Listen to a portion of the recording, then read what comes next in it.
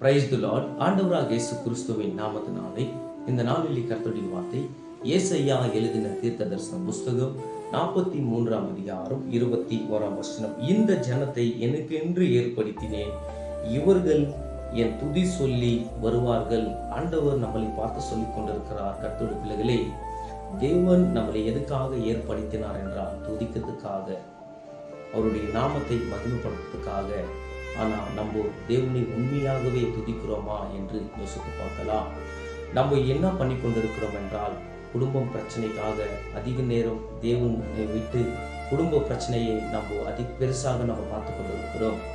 நீ துதிச்சு பாருங்க, உன்னுடைய பிரச்சனை எல்லாமே ஆட்டோமேட்டிக்காக மாறும். நம்ம அது செய்ய மாட்டோம். சாத்தான் நம்மளுடைய திசையை மாற்றுவான், நம்மளுடைய சிந்தனையை மாற்றுவான், நம்மளுடைய மனசை மாற்ற பார்ப்பான். ஆனால் நம்ம என்ன பண்ண வேண்டுமானால், நீ அதிகாலை எழுந்த உடனே தேவ சத்தத்தை கேட்கிற பிள்ளைகளாக நம்ம இருந்தால், தேவனை துதிக்கிற பிள்ளைகளாக நம்ம இருந்தால், கண்டிப்பாக உன்னுடைய வாழ்க்கையில கர்த்தருடைய பிளெஸிங்ஸை நீ பார்க்க முடியும். நீ ஏதோ ஒரு வேலை, ஏதோ ஒரு பிஸ்னஸ் நீங்கள் தொடங்கி இருக்கலாம். நீ துதிச்சு, நீ தேவ சமூகத்தில் வந்து துதிச்சு அந்த பிஸ்னஸை நீ தொடங்கி பாருங்க, அந்த வேலையை செய்ய பாருங்க.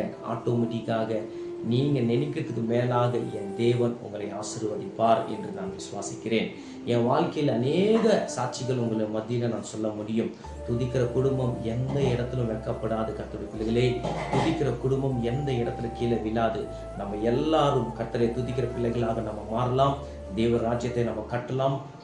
உலகம் என்று ஓடினது போதும். இனிமேலே கர்த்தருக்காக நம்ம மனம் திரும்பி தேவனுக்காக நம்ம துதிக்கிற பிள்ளைகளாக நம்ம மாறினால் கண்டிப்பாக தேவன் நம்மளை பார்த்து ரொம்ப சந்தோஷப்படுவார்.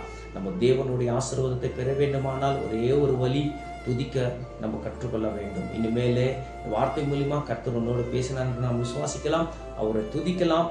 எவ்வளோ பெரிய வேலையாக இருந்தாலும் அந்த வேலையெல்லாம் பக்கத்தில் வைத்து விட்டு கர்த்தரை துதிக்கிற ஒரு கூட்டமாக நம்ம மாறினால் ஆட்டோமேட்டிக்காக நீங்கள் என்ன வேலை செய்கிறீங்களோ ஆட்டோமேட்டிக்காக அந்த வேலை எல்லாமே நடந்து கொண்டு இருக்கும்.